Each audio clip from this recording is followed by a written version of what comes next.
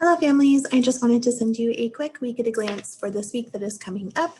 It's a normal week, so Monday through Friday we'll have schooling, no Mondays off. I think we are taking a break on that for a while, but so we are hoping kind of first things first, something a little bit different.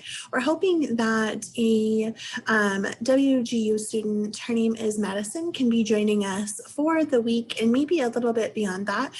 She is kind of just working to have some extra hours in her schooling to observe what goes on in a classroom in a virtual setting, and then she has in-person experience as well. So she's not sure, kind of these are uncertain times, so they said they wanted her to have experience in both settings, but she's not sure exactly how many hours she'll need in each setting. So we're working to be flexible, but she will be joining our classroom for at least the next week, maybe a bit more than that, and she'll just be observing like what a schedule can look like online, how small groups work, that kind of thing. She is open to the idea of hosting her own small groups with me, obviously at the same time, but kind of coming up with fun activities for the students and everything like that. So we're going to have a little bit of a flexible schedule this week with having a guest in the classroom, and I'm super excited for her to be able to see how we work every day. So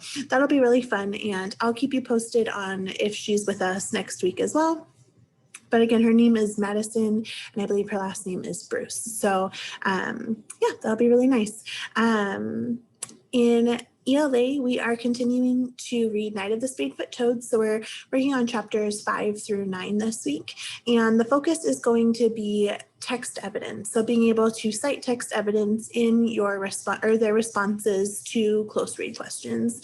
And we're going to revisit the race strategy that we practiced earlier in the year. So restating the question as an opening statement, answering the question, citing text evidence, and then explaining how that kind of correlates your thoughts to your answer.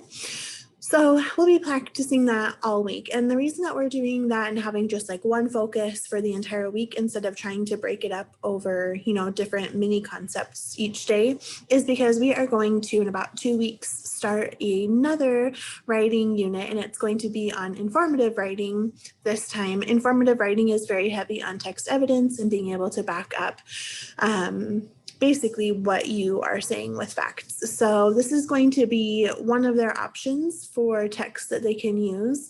This week, we're going to very lightly introduce just that we are going to be practicing the skills of informative writing so that we can practice, more in depth next week and the following with the brainstorming and the picking of an environment and all of that.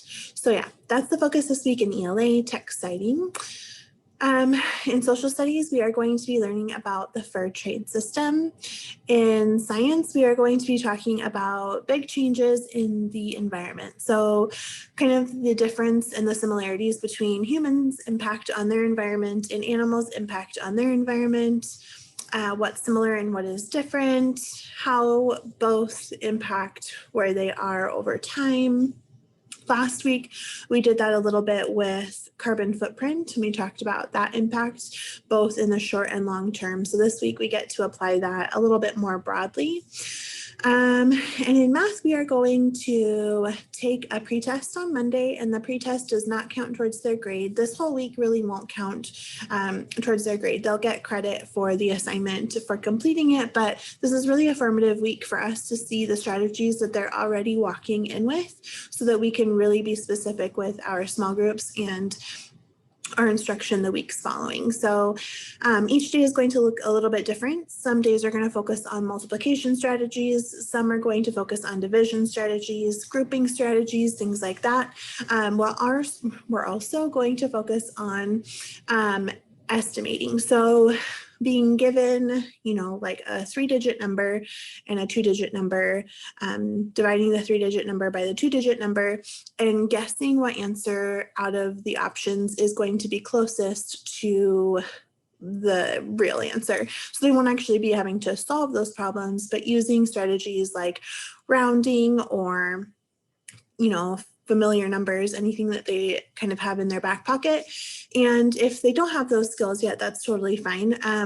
We adopted a new curriculum, I think it was 2 years ago, for math. So some students have a lot of experience with it and some are newer to the district and maybe they don't know the at least names that we use for the strategies. And so this is just a good place for us to know where everybody is coming from so that we can be really intentional moving forward.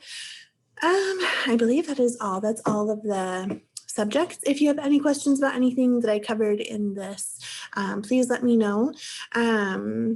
Otherwise, I am really impressed with the amount of students that are coming on, especially for like one-on-one help or small group help. I feel like fractions is where I got the most interaction, and that was really great. And to see the kind of leaps and bounds a lot of students felt like they were making, getting to actually spend a couple of weeks on something instead of only a few days or like a full week.